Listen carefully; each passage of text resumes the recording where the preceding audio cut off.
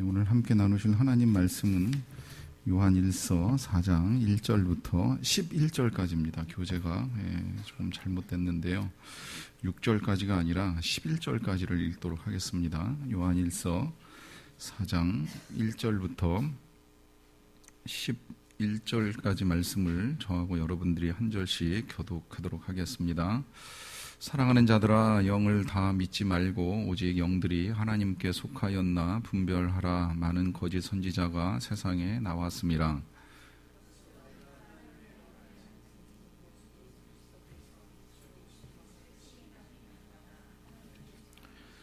예수를 시인하지 아니하는 영마다 하나님께 속한 것이 아니니 이것이 곧 적 그리스도의 영이니라. 우리라 한 말을 너희가 들었거니와 지금 벌써 세상에 있느니라.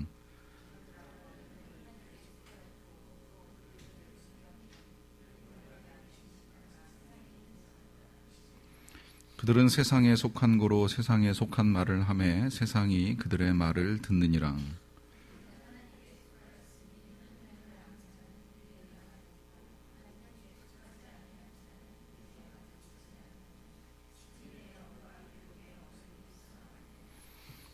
사랑하는 자들아, 우리가 서로 사랑하자. 사랑은 하나님께 속한 것이니 사랑하는 자마다 하나님으로부터 나서 하나님을 알고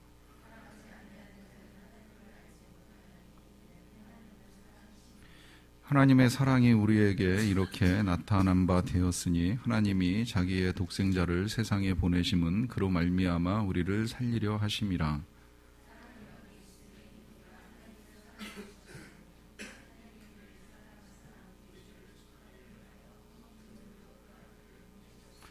같이 읽겠습니다. 사랑하는 자들아, 하나님이 이같이 우리를 사랑하셨은즉 우리도 서로 사랑하는 것이 마땅하도다. 아멘.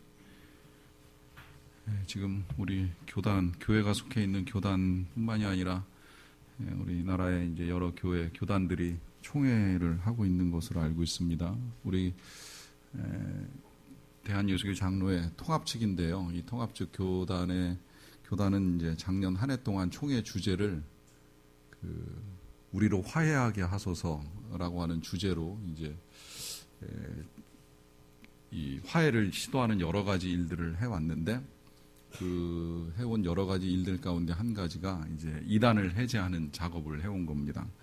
그동안에 이제 이단으로 정죄되었던 이제 몇몇 개의 교회들에게 이제 이 소명할 수 있는 기회를 주고 그 소명에 근거한 소명 자료에 근거해서 이제 대책위원회가 이제 어느 정도 심의와 판단을 거쳐가지고 해제할 수 있는 교회들은 해제해서 이제 이단이 아닌 것으로 이렇게 재판을 해주는 일들을 진행한 것으로 알고 있고, 이제 그게 이번 총회에서 가결이 되면 이제 이단으로 낙인됐던 교회가 이단에서 이제 벗어나는 일들을 하게 되는 겁니다.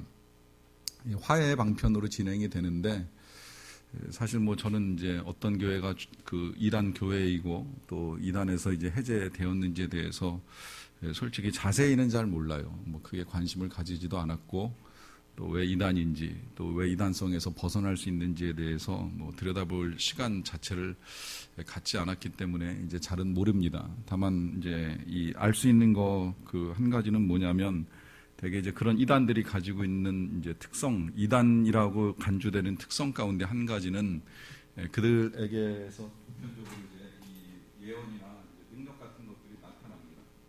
근데 이 예언이나 능력 같은 것들이 이제 그냥 나타나는 것이 아니라 이 또한 주의 이름으로 나타난다는 거예요. 예수님의 이름으로 예언하고 예수님의 이름으로 이제 능력이 나타납니다.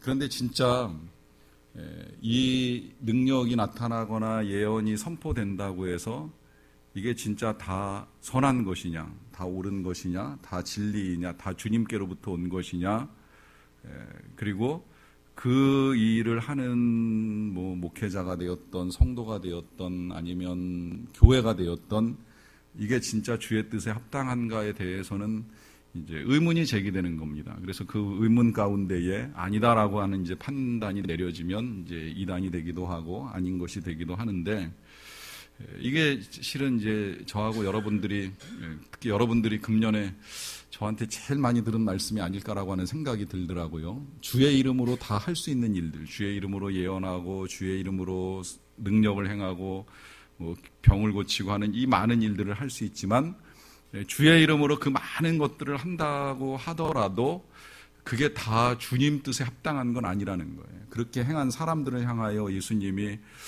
불법을 행했다고, 나는 너를 모른다고, 내게서 물러가라고 하는 말씀을 하시는 걸 잘 생각을 해보면, 그러면 그렇게 주님의 이름으로 행해지는 특별한 은사와 능력들 속에도 가짜가 있다는 거예요. 다 진짜가 아니라는 거예요.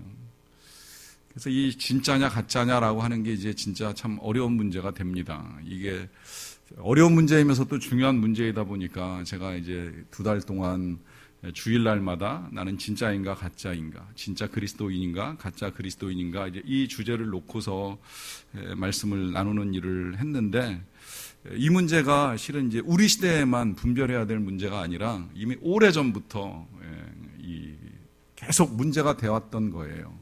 왜냐하면 하나님은 진리이시고 참이시고 거짓이 없으시고 분명히 옳은 것을 우리에게 가르쳐 주시려고 애를 씁니다. 이제 그래서 사람을 세우셔요. 선지자들을 세우셔서 전합니다. 그런데 사단은 언제나 거짓이에요. 창세로부터 거짓인 건 다 아실 겁니다.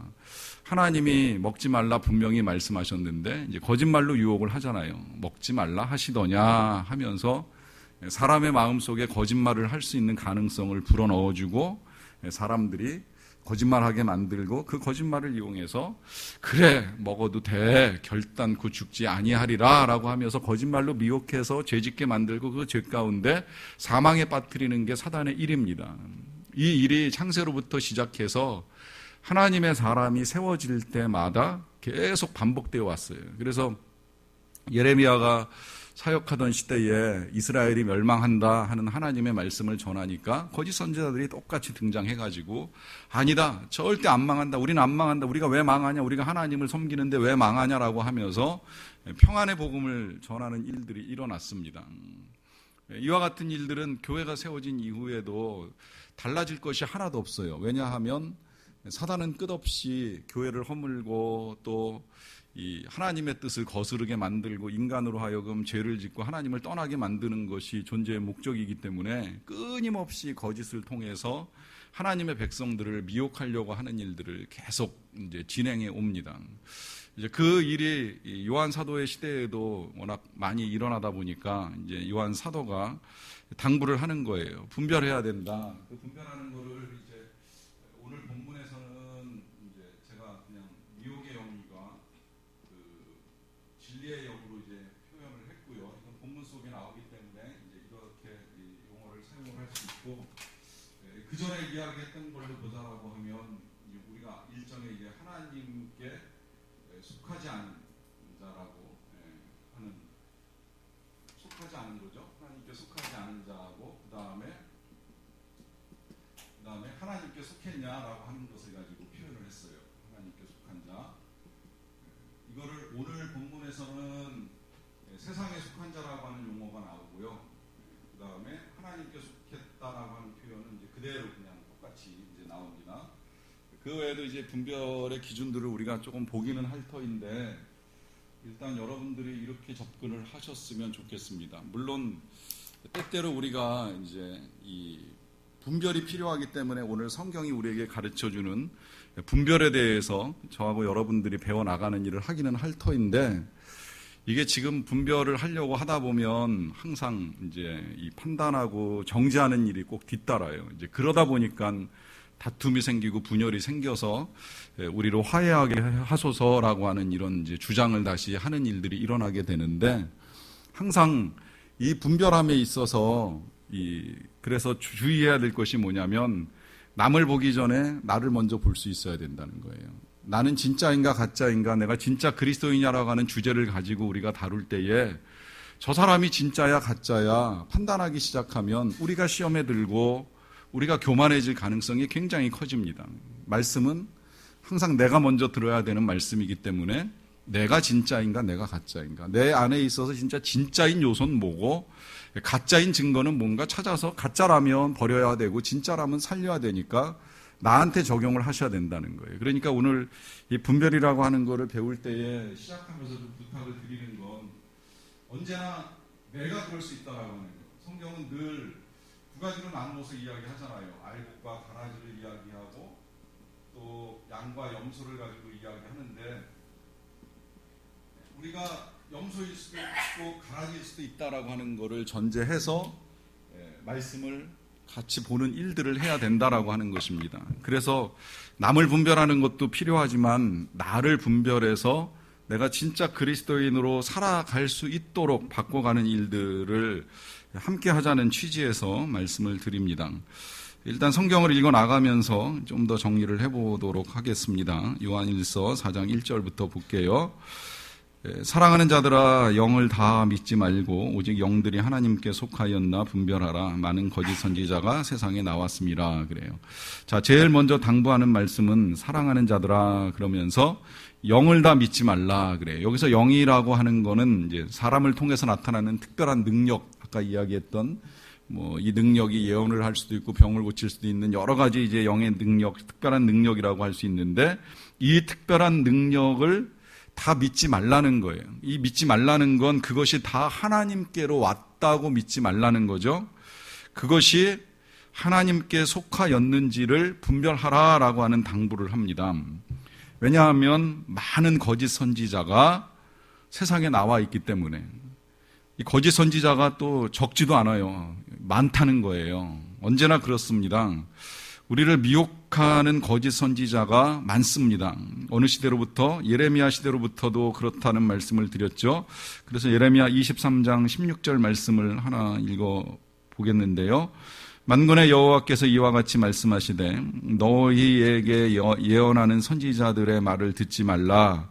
그들은 너희에게 헛된 것을 가르치나니 그들이 말한 묵시는 자기 마음으로 말미암은 것이요 여호와의 입에서 나온 것이 아니니라 그래요. 여기서 이제 미혹의 영과 진리의 영의 차이가 이제 또 하나가 나타나는 거죠. 그것은 자기 마음에 있는 것을 말하느냐 아니면 하나님의 입에서, 여호와의 입에서 나오는 말씀을 말하느냐 하는 이제 이 차이가 있습니다.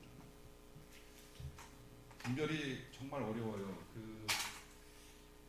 이 예언의 은사를 받은 사람들이 하나님의 뜻을 가지고 전달을 해주는 일을 하기는 하는데, 이 은사가 이제 무서운 건 뭐냐면 이 은사의 권위가 이제 이 방언이나 방언 통역보다 훨씬 세기 때문에 이제 한번 그 은사가 나타나기 시작을 하면 사람들이 그 은사 앞에 이제 이 기대를 겁니다. 하나님이 그 사람을 통해서 나에게 뭐라고 말씀하실지. 더더군다나 우리가 미래에 대한 이제 궁금함이 커지다 보니까 그 내 미래의 궁금함에 대해서 이제 듣고자 하는 욕구를 가지고 그 권위 앞에 이제 나아가는 일들이 있게 되는데, 그 사람이 진짜 하나님의 입에서 나오는 말씀을 잘 전해줄 때는 문제가 없어요. 그런데 분명히 아셔야 될 건, 이 설교자를 놓고서 그냥 말씀을 드릴게요. 설교자가 지금 하나님의 말씀을 가지고 여러분들과 말씀을 나누는데, 제가 여러분들에게 전하는 말이 하나님의 말씀이 될 수도 있고 제 말이 될 수도 있습니다. 그렇잖아요. 자칫 잘못하면 제가 제 말을 전할 수도 있는 것이고, 제가 진짜 하나님 앞에서 온전하게 서서 하나님의 뜻을 듣고 분별해서 전달하면 하나님의 말씀이 될 수 있습니다. 그러니까 항상 그 사이에 있는 거예요. 하나님의 뜻을 전할 수 있는 가능성과 또 한편으로는 제 생각을 전할 수 있는 이 긴장 사이에 설교자가 서 있는 겁니다. 그러니까 예언자가 똑같은 이제 상황에 놓여 있는 거예요. 예언자가 하나님의 능력을 힘입어서 예언을 하지만 그 예언이라고 하는 권위를 가지고 있기 때문에 때로는 사람의 생각, 자신의 생각을 담아가지고 전할 수 있는 가능성도 가지게 된다는 거죠.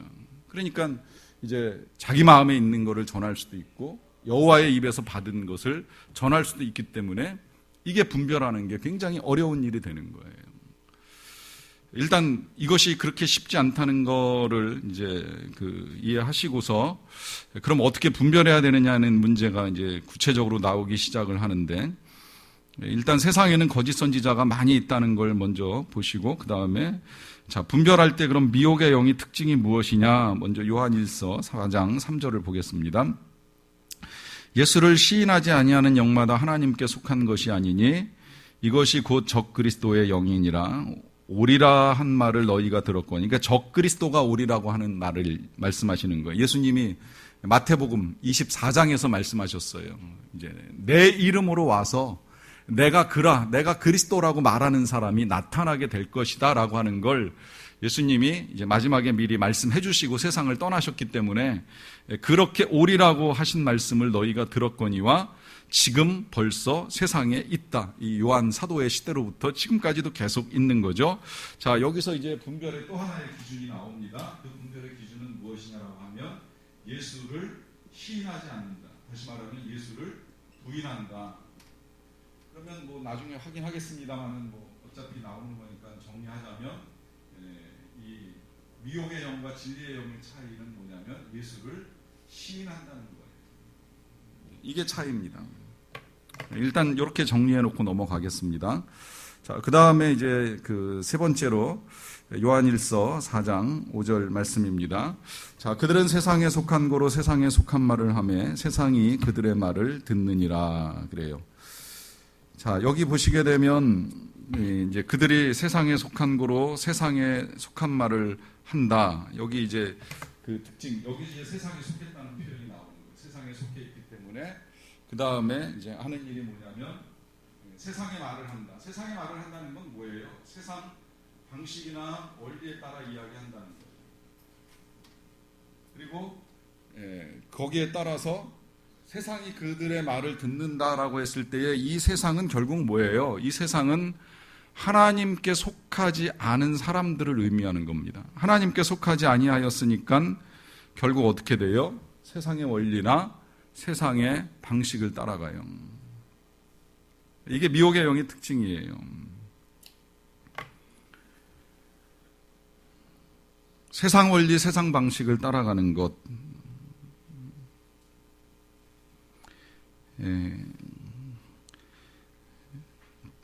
그리고 이제 또 하나 보겠습니다. 넘어가서 요한일서 4장 7절, 8절 말씀입니다. 사랑하는 자들아 우리가 서로 사랑하자. 사랑은 하나님께 속한 것이니 사랑하는 자마다 하나님으로부터 나서 하나님을 알고 사랑하지 아니하는 자는 하나님을 알지 못하나니 이는 하나님은 사랑이심이라 그래요. 자, 이제 미혹의 영을 분별하는 또 하나의 기준이 뭐냐면 한마디로 말하면 뭐예요? 8절에 보시면 사랑하지 않는 것이다. 사랑하지 않는 것.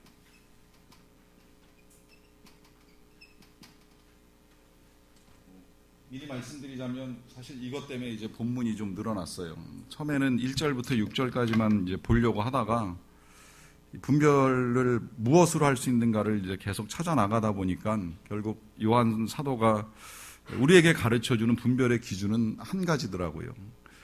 전하는 자가 정말 사랑하는가라고 하는 이제 이걸 가지고 정리를 해주더라고요. 그래서 6절에서 멈출 것이 아니라 조금 더 봐야 되겠구나 해가지고 이제 요한일서 4장 11절까지 본문을 좀 늘렸는데 일단 잠깐만 좀 다시 보고 넘어가겠습니다. 7절부터 사랑하는 자들아 우리가 서로 사랑하자. 이 사랑이 하나님께 속한 것이라고 이야기하잖아요. 그러니까 결국은 하나님께 속한 것은 사랑이라고 이야기를 하고요. 그 다음에 그래서 사랑하는 자마다 하나님으로부터 나서 하나님을 안다. 반대로 사랑하지 아니하는 자는 하나님을 모른다. 왜냐하면 하나님은 사랑이시기 때문이다. 조금 중요하고도 심각한 주제를 이제 우리에게 제시해 주신다고 볼 수 있겠는데, 그러니까 이 한마디로 이거 우리 그냥 남이 어쩌고를 생각할 문제가 아니라 내가 하나님께 속했느냐, 하나님께 속하지 않았느냐를 볼 수 있는 가장 중요한 기준. 그러니까 내가 진짜냐 가짜냐 하는 것을 볼 수 있는 가장 중요한 기준은 내가 사랑하느냐, 사랑하지 않느냐 하는 것으로 분별이 됩니다. 근데 이 사랑은 모든 사람을 향한 사랑이에요. 예외 없어요. 한 사람도 예외가 없습니다. 단 한 사람도 예외 없이 사랑할 때에 하나님께 속한 것이고, 그래도 그 인간은 내가 사랑하기가 좀 힘들지, 그 사람은 안 되지, 어떻게 사랑해, 그 비열한 인간, 그 야비한 인간을, 그 배은망덕한 사람을 사랑할 수 없다라고 하는 마음이 남아있다라고 하면 하나님, 미안하지만, 죄송하지만 하나님께 속하지 않은 겁니다. 굉장히 어려운 이제 이 화두를 제가 여러분들에게 드리는 건지는 모르겠는데, 제가 진리의 영을 가지고 여러분들에게 전해드려야 되기 때문에 있는 그대로 지금 알려드리는 거예요. 저도 그래서 조금 본문을 준비하는 것이 어렵고 전하는 것도 쉽지 않다는 생각을 하면서 내려왔는데, 어쨌든 분명한 건 사랑하지 않고 미워하는 마음이 남아있으면 하나님께 속한 겁니다.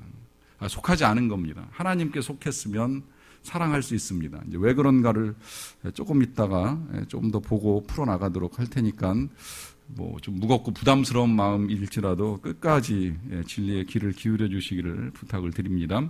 자, 그럼 진리의 영은 어떤 건가를 좀 볼게요. 요한일서 4장 6절 말씀입니다. 우리는 하나님께 속하였으니 하나님을 아는 자는 우리의 말을 듣고 하나님께 속하지 아니한 자는 우리의 말을 듣지 아니하나니 진리의 영과 미혹의 영을 이로써 아느니라 그래요. 일단 여기서는 하나님께 속한 자는 하나님을 알고 하나님의 사람의 말씀을 듣는다는 거예요.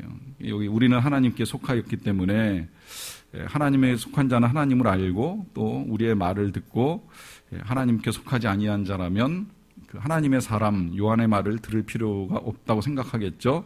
이 한 가지만 보더라도 이제 진리의 영과 미혹의 영을 알게 된다 이렇게 말씀합니다. 이제 여기서 이 분별을 나누는 것이 미혹의 영과 진리의 영으로 이제 구분할 수 있다고 이제 말씀하고 있습니다. 그 다음에 4장 2절로 가겠습니다. 이로써 너희가 하나님의 영을 알지니 곧 예수 그리스도께서 육체로 오신 것을 시인하는 영마다 하나님께 속한 것이요. 이 4장 2절이 이제 아까 보았던 4장 3절하고 이제 대꾸라고도 할 수 있는데, 예수를 시인하지 아니하는 영은 하나님께 속하지 아니한 것이고, 예수 그리스도께서 육체로 오신 것을 시인하는 영마다 하나님께 속했다라고 해서 진리의 영은 그리스도께서 육체로 오신 것을 시인하는 것이라 것을 알 수가 있습니다. 이걸로 분별이 돼요. 그러니까 예수 그리스도를 부인하느냐 시인하느냐. 근데 이것만 가지고 놓고 보면 제가 봤을 때 여기 지금 이제 미혹의 영에 휩싸여 살아가는 분들은 아니 계시리라고 생각을 하는데, 이게 이제 요한 사도 시절에는 조금 이제 달랐던 문제예요. 좀 복잡했어요. 그때는 진짜 예수님이 다녀가신 것까지는 알겠는데, 한편으로 생각해 보면 그 예수님이 육신을 입고 이 땅에 오셨다라고 하는 것을 받아들이기가 힘든 문제가 여러 가지가 있었어요. 쉬운 얘기로 진짜 예수님이 우리들하고 똑같이 이 세상 계시면서 똑같이 드시고, 여기까지야 이제 이해가 되지만 똑같이 화장실 가서 앉아 계시고, 또 더러우면 땀 뻘뻘 흘리면서 떼국물 나는 그 몸을 씻으셔야 되고 하는 이런 것들이 하나님하고 잘 매치가 안 되는 거예요. 그 거룩하신 하나님이 어떻게 그렇게 지저분하게 땀을 흘리고 배설물을 쏟아내고 소변 보시고 하는 이런 일들을 하실 수 있을까? 이건 하나님이 그렇게 되신다는 게 말이 안 되는 거 아니야? 그러다 보니까 그래, 예수님은 육체로 오셨다고 보기엔 좀 어렵지 않아? 그냥 잠시 진짜 육체를 입은 것처럼 가짜로 현현하신 것이지 그렇게 오셨을 리가 없어라고 이제 생각을 하는 사람들이 드러나는 거예요. 그런데 그렇게 이 주장하는 식의 이제 그 주장하는 것이 사람들의 생각에 어느 정도 그렇다는 생각이 들기 시작을 하거든요. 그 이외에도 하나님이 독생자를 보내셨다거나 그 독생자가 하나님의 아들이고 또 동시에 하나님이라는 사실을 받아들이는 것이 어떤 면에서는 이제 굉장히 어려웠기 때문에 사람들이 그 말에 이제 현혹되고 넘어갑니다. 그리고 또 한 가지 이제 그렇게 현혹되고 넘어가기 쉬운 현상 중에 한 가지가 뭐냐면, 이제 그때 당시 교회의 형태도 우리가 좀 볼 필요가 있는데요. 당시에 이제 교회는 사도 바울 같이 사도가 교회를 세우면 그 교회를 고린도 교회나 아니면 데살로니가 교회 같이 한 번 맡아가지고 뭐 3주, 한 달 혹은 석 달 내지는 뭐 한 1년, 2년 목회하다가 또 떠나가요. 왜냐하면 이 사도들은 계속 교회를 세워나가라고 하는 하나님의 명을 받았기 때문에 한 군데서 교회를 세우고 이어나갈 수 있는 그 교회의 장로나 이제 이 목회자가 세워지면 맡겨놓고 또 다른 데 가서 교회를 세웁니다. 이제 그런 식으로 교회가 만들어졌어요. 지금같이 담임 목사 한 사람이 뭐 이제 뭐 수십 년 동안 한 교회를 섬기는 그런 시스템이 아니고 교회를 세워놓고 나면 그 사람이 이제 움직이고 또 다른 목회자가 와요. 그런데 아시겠지만 다른 목회자가 와가지고 전하는 이 메시지가 일단 처음에 굉장히 신선합니다. 그동안에 들었던 거와 또 다른 걸 듣게 되니까 좋다 이런 생각을 할 수가 있어요. 그러다 보면 괜찮네 이런 생각을 할 때에 지금과 같이 예수님이 육신 입고 오셔가지고 우리랑 똑같이 소변 보고 대변 보고 땀 흘리고 떼국물 흘리고 하셨다고 생각해 보세요. 그 말도 안 되는 이야기잖아요. 그러면 그럴듯하다 생각하면서 거기에 넘어가 버리는 거예요. 근데 문제는 이것이야말로 진짜 진리를 훼손하는 거예요. 주님이 성령을 통해서 마리아의 몸을 빌어 육신을 입고 이 땅에 태어나신 것이 너무나 틀림이 없고, 또 그렇지 않으면 주님이 우리를 대속해서 우리 사람을 대신해서 이 죽으신 것이 아무 의미가 없는 것인데, 하나님이 죽으신 것이지 사람이 죽은 것이 아니기 때문에 우리를 대속할 수 없는 것이 너무나도 분명한 것인데, 이 사실, 이 귀한 진리를 조금 전에 말씀드린 것처럼 그렇게 비틀어가지고 미혹하는 사람들이 있게 되는 거예요. 그러니까 이 예수 그리스도가 육체로 오신 것을 시인하느냐 시인하지 않느냐라고 하는 걸 가지고 하나님께 속했느냐 속하지 아니하였느냐라고 하는 것을 이제 분별하는 기준을 삼았습니다. 그런데 문제는 우리가 이제 문제예요. 사실 제가 여기서 뭐 여쭤보지 아니하여도 예수님이 육신으로 오신 것을 믿지 아니하시는 분이 계십니까? 그러면 다 아니라고 그럴 거예요. 다 예수님이 육체로 오신 것을 믿으실 겁니다. 너무 많이 들었죠. 우린 뭐 진짜 해마다 성찬들 되면 예수님이 이 땅에 오셨네, 뭐 마리아에게서 나셨네, 뭐 하는 이런 이야기를 수없이 듣고 이제 자라왔기 때문에 예수님이 육신을 입고 이 세상에 오셨다는 사실을 받아들이는 것을 그렇게 힘들게 생각을 하지 않아요. 그러면 그렇게 예수님이 이 땅에 육체로 오신 것만 시인하면 그러면 그것으로 우리는 진리의 영에 속해 있는 알곡이요 또 양들인가라고 하는 질문 앞에 이제 오늘 제가 여러분들에게 드렸던 문제를 함께 풀어가자라고 하는 것입니다. 그 문제에 대한 답을 찾기 위해서 이제 요한일서 4장 9절부터 말씀을 좀 읽어가면서 보겠습니다. 하나님의 사랑이 이렇게 우리에게 나타난 바 되었으니 하나님이 자기의 독생자를 보내심은 그로 말미암아 우리를 살리려 하심이라 그래요. 자, 우리는 육체로 오신 예수님은 잘 아는데 하나님이 자기의 독생자를 세상에 보내셨다라고 하는 이 사실, 뭐 이것도 사실은 알고는 있는데 이 사실을 받아들이는 데 있어서는 사실 좀 쉽지 않다는 생각을 많이 하게 됩니다. 그래서 이 독생자를 우리에게 보내심은 하고 나서 이제 뒤에 이어지는 말씀을 좀 보시게 되면 그로 말미암아 우리를 살리려 하심이라라고 했을 때에 여기서 나타나는 우리의 운명이 어떤 운명이에요? 우리의 운명이 죽을 운명이라고 하는 거예요. 죽을 운명. 그러니까 우리를 살리기 위해서 오신 것이잖아요. 제가 지난주에 여러분들하고 이 3장 마지막 부분을 이제 나누면서 그런 말씀을 드렸습니다. 3장 마지막 부분에 우리가 사랑할 때 사랑하기 어려운 여러 가지 이유들이 있는데 그 상대방으로부터 사과를 받거나 뭐 용서를 구하는 미안하다는 말을 듣게 되면 뭐 다시 용서하고 사랑하는 것이 쉽지는 않지만 모든 사람이 다 그렇게 우리에게 하지 않기 때문에 그런 사람을 사랑하는 것이 힘들다라고 하는 말씀을 드렸어요. 그런데 그렇게 힘들 때에 이제 우리가 해야 될 일 가운데 한 가지가 하나님께로부터 계속 사랑한다라고 하는 메시지를 듣는 것이라고 말씀을 드렸습니다. 하나님이 우리에게 들려주시는 음성, 내가 너를 사랑한다라고 하는 이 음성을 들으면 우리의 상처난 부분들이 얼마든지 치유가 가능하다라고 하는 이제 말씀을 드렸어요. 오늘은 이제 거기서 조금 더 발전시켜 가기 위해서 지금 말씀을 드리는 건데, 우리 하나님께로부터 사랑한다라고 하는 이 음성을 듣기에 앞서서 먼저 우리가 해야 될 것이 뭐냐면 우리가 그 사랑을 받을 만한 자격이 있는 사람이냐 없는 사람이냐라고 하는 걸 알아야 된다는 거예요. 우리가 진짜 하나님께 사랑받을 어떤 조건이나 자격이 있다고 생각을 하십니까? 여기 지금 제일 먼저 우리에게 제시하는 건 우리가 죽을 운명이라는 거예요. 죽을 운명. 그 죽을 운명을 가진 우리를 살리기 위해서 독생자를 보내셨다고 분명히 가르쳐주고 계시잖아요. 그럼 왜 죽을 운명이냐라고 했을 때 이제 그 문제에 대한 답은 쉽게 찾을 수 있을 거라고 생각해요. 그 죽을 운명인 건 뭐예요? 우리의 죄 때문이라고 하는 것이죠. 이 죄 때문에 우리가 죽을 운명을 가지고 태어났습니다. 죄를 짓기 때문에 또 죄인이기 때문에 다 죽을 수밖에 없는 운명을 가지고 태어나서 이제 살아가는 거예요. 그런데 그런 우리를 살리기 위해서 이제 우리를 하나님을 이 독생자를 보내신 하나님의 사랑이 여기 있으니 그 뒤에 뭐라고 이야기하느냐면 우리가 하나님을 사랑한 것이 아니라 그래요. 이게 또한 우리가 알아야 될 우리의 상태라고 하는 것인데 뭐라고 말씀하세요? 우리가 하나님을 사랑했다 그래요? 사랑하지 않았다 그래요. 이 사실을 한번 잘 생각을 해볼 필요가 있습니다. 진짜 우리가 하나님을 사랑했는가?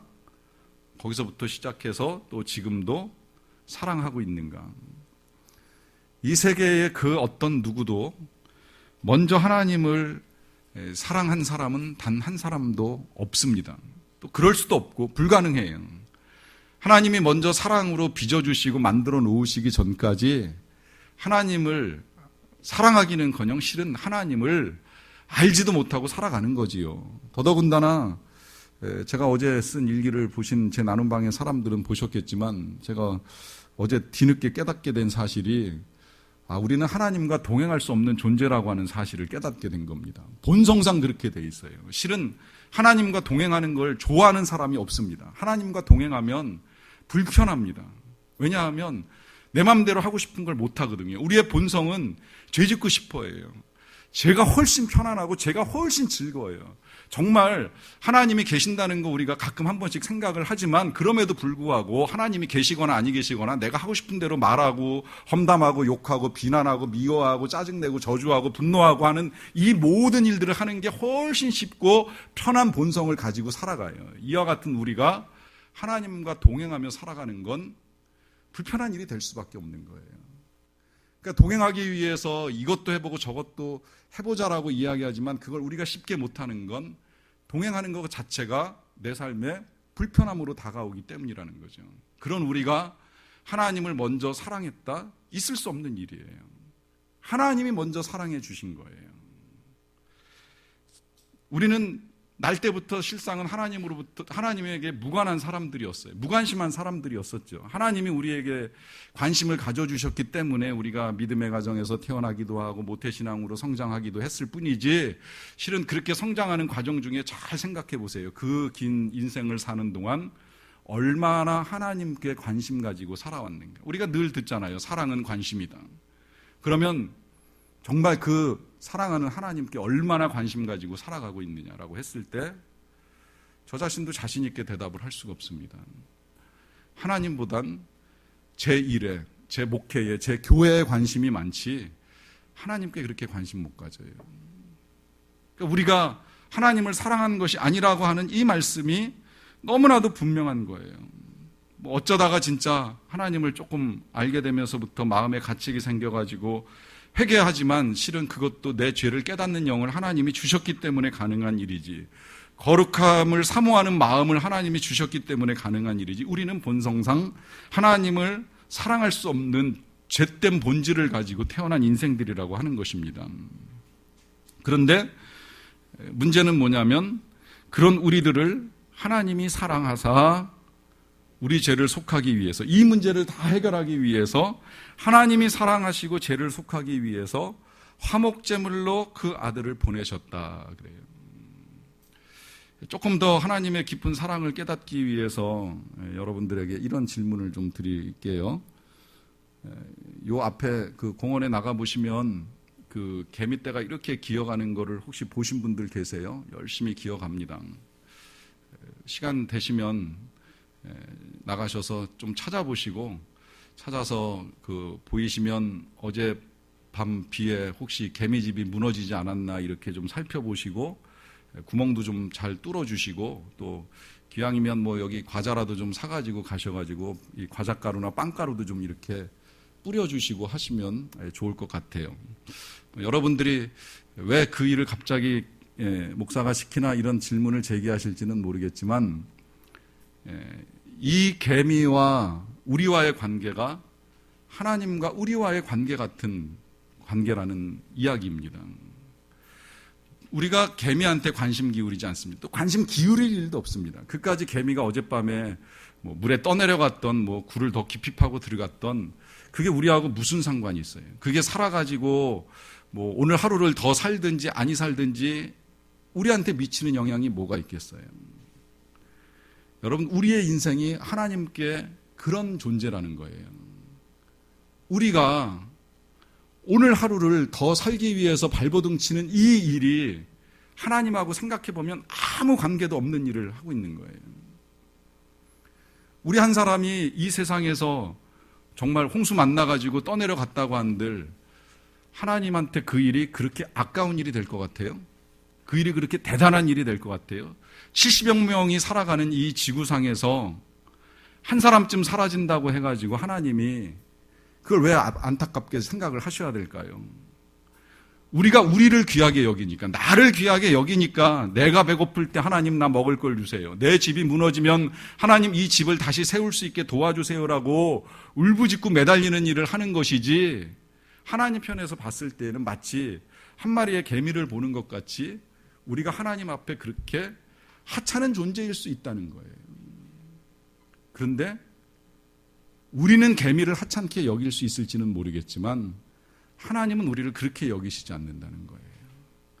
그 수많은 사람들 중에 이 한 사람을 사랑하사 그 사람을 살리기 위해서 죄를 속하기 위해서 화목제물로 아들을 보내셨다 그래요. 사실 이것도 또 이해할 수 없는 하나님의 사랑이죠.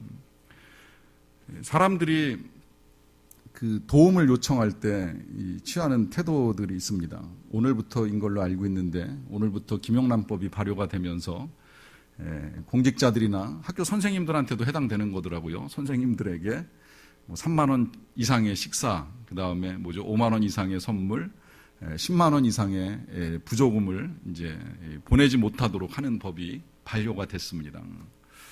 자, 왜 그동안에 그 같은 것들을 했느냐라고 하는 생각을 해보면 내가 뭔가 필요한 것이 있기 때문에 이제 그런 일을 하는 거 아닙니까? 이 사람한테 밥이라도 하나 사든지 뭐 선물이라도 해야든지 혹은 뭘 전달해야 나중에 내가 필요할 때 도움을 받는다. 이게 진짜 이게 이제 사랑해서 그와 같은 일들을 하면 이게 이제 선물이 되는 건데, 이게 사랑 아닌 자신의 이제 목적 때문에 하는 것이면 이제 뇌물이 되니까 그 뇌물을 막기 위해서 법이 발효가 된 거예요. 자, 나의 필요에 의해 가지고 그 필요를 채우기 위해서, 나의 이익을 채우기 위해서 상대방한테 뭐 선물하고 식사하고 이렇게 보내는 일을 하는 이 이치가 맞는 거잖아요. 이제 이게 개인과 개인 사이에는 이제 뇌물로 이제 주고받는 일이 일어나게 되지만 나라와 나라 사이에는 조공을 바칩니다. 한때 우리나라가 강대국 중국한테 살아남기 위해서 조공 바치는 일 많이 했던 거 뭐 다 잘 알고 계시잖아요. 때만 되면 그 중국의 황제 한번 바뀌면 계속 인사자 조공을 보내는 일들을 해왔어요. 뭐 그 습관 때문에 지금도 중국이 우리를 그렇게 생각하는지는 모르겠지만 어쨌든 자, 조공을 보냅니다. 근데 이 조공을 보낼 때에 사신이 가요. 사신은 이제 되게 이제 믿을 만한 이 부하라고 표현해야 되나요? 하여튼 뭐 장관 중에 내지는 광료 중에 한 사람을 택해서 보내는 거예요. 아주 특별한 경우가 아니라면, 정말 큰 위험에 직면하거나 해결해야 될 아주 중차대한 문제가 아니라면 왕이 왕자를 사신으로 보내는 일이 흔하지는 않습니다. 자, 지금 제가 여러분들에게 말씀드린 것보다도 더 크고 또 전혀 반대되는 일이 하나님과 우리 사이에 이루어진 거예요. 사실은 우리가 이 문제, 죽을 운명을 해결하고 죄를 해결하고 우리의 사랑의 문제를 해결하려면 우리가 하나님께 뭔가를 보내야 돼요. 뭔가를 바쳐야 돼요. 근데 이게 거꾸로 된 거예요. 하나님이 우리를 위해 보내셨어요. 먼저 보내셨어요. 그것도 작은 걸 보내신 게 아니에요. 독생자를 보내신 거예요. 그것도 독생자를 그냥 사절로 보내신 게 아니라 오늘 성경의 표현대로 한다면 화목제물로 보내셨어요. 이 화목제물이라는 걸 알고 계시죠? 태워 죽이는 거예요. 죽여 없애는 거예요. 죽여 없애기 위해서 하나님이 아들을 사신으로 보내신 거예요. 사신으로 보내셨을 뿐만 아니라 제물로 보내셔서 우리를 살리려고 그 일을 행하신 거예요. 저와 여러분들이 그 사랑을 받은 사람들입니다. 그 사랑받고 살아가는 사람들입니다. 이게 그냥 하나님이 우리를 사랑하시네 정도의 문제가 아니에요. 이 하늘의 하늘들이라도 담아낼 수 없는 그 하나님, 그 광대하신 하나님, 천사들이 둘러서서 찬송을 부르고 불러도 그 영광을 다 말할 수 없는 그 하나님께서 우리 진짜 뭐라고, 우리가 개미를 볼 때 아무것도 아니라는 것을 보는 것처럼 이 수많은 사람들 중에 한 사람인 내가 뭐라고 나한 사람을 살리기 위해서 하나님이 그 아들을 사신으로 보내셨는가, 제물로 보내셨는가라고 하는 사실을 생각하게 되면 그 사랑을 아는 자가 사랑하는 것이 마땅하다. 주님이 오늘 저와 여러분들에게 들려주시는 말씀입니다. 조금만 더 보고 마치겠습니다. 마무리할게요. 요한일서 4장 4절입니다. 자녀들아 너희는 하나님께 속하였고 또 그들을 이기었나니 이는 너희 안에 계신 이가 세상에 있는 자보다 크심이라. 자, 너희는 하나님께 속했다 말씀합니다. 여러분들도 하나님께 속하셨습니다. 그리고 그들을 이기었다 그래요. 자, 이 그들을 이기었다. 일단 뭐 이기는 건 당연히 그들은 하나님께 속하지 않은 자들이라고 보시면 되는데, 이제 그들을 이기었다는 이 말씀을 좀 우리가 풀어볼 필요가 있어요. 왜냐하면 너희 안에 계시니는 당연히 예수님이시겠죠. 이 예수님이 세상에 있는 자보다 크다고 말씀하십니다. 자, 이 예수님이 이기셨다라고 그러니까 우리가 이길 수는 없어요. 우리가 어떻게 무슨 수로 이기겠습니까마는 예수님이 이기셨기 때문에 우리가 이길 수 있다라고 말하는 것이고요. 그럼 그 예수님이 어떻게 이기셨나, 이제 그걸 보기 위해서 요한복음 16장 33절 말씀을 좀 보고 간 겁니다. 이것을 너희에게 이르는 건, 이건 예수님이 마지막에 이제 십자가에 달려 돌아가시기 전에 하신 말씀인데, 이것을 너희에게 이르는 것은 너희로 내 안에서 평안을 누리게 하려 함이라. 세상에서는 너희가 환난을 당하나 담대하라. 내가 세상을 이기었노라 그래요. 자, 예수님이 세상을 이기셨다라고 하는 말씀을 하고 계십니다. 환난을 당하지만 담대하라. 내가 세상을 이기었노라. 여러분, 예수님이 세상을 어떻게 이기셨을까요? 어떻게 이기셨다고 알고 계십니까? 예수님이 세상을 이긴 방식이 뭐예요? 예수님이 칼을 빼든 자 앞에서 똑같이 칼을 빼드셨습니까? 아니지요. 칼을 빼든 자 앞에서 칼을 칼집에 꽂으라고, 칼을 쓰는 자는 칼로 망한다고 말씀하시면서 오히려 칼을 빼들었던 그 말고의 귀를 붙여주셨습니다. 예수님은 십자가에서 천군과 천사를 불러와서 능히 이길 수도 있지만 그런 방식으로 이기신 것이 아니라 죽으심으로 이기신 거예요. 모욕당함으로 이기신 거예요. 그 비열한 사람들에게 학대받고 멸시당하심으로 이기신 거예요. 예수님의 승리는 거기에서 시작이 된 겁니다. 그 일을 어떻게 할 수 있었느냐? 사랑으로 하신 것이고 부활로 하신 거예요. 다시 살아나면 공의로우신 하나님이 이 모든 것을 아신다라고 하는 믿음을 가지고 이겨나가신 거예요. 주님의 승리는 맞서 싸워서 쟁취하는 승리가 아니라고 하는 것입니다. 그래서 요한일서 4장 11절 결론으로 읽습니다. 사랑하는 자들아, 하나님이 이같이 우리를 사랑하셨은즉 우리도 서로 사랑하는 것이 마땅하도다. 결국 진리의 영을 따르는 증거는 사랑에 있습니다. 같이 찬양하고 기도하겠습니다.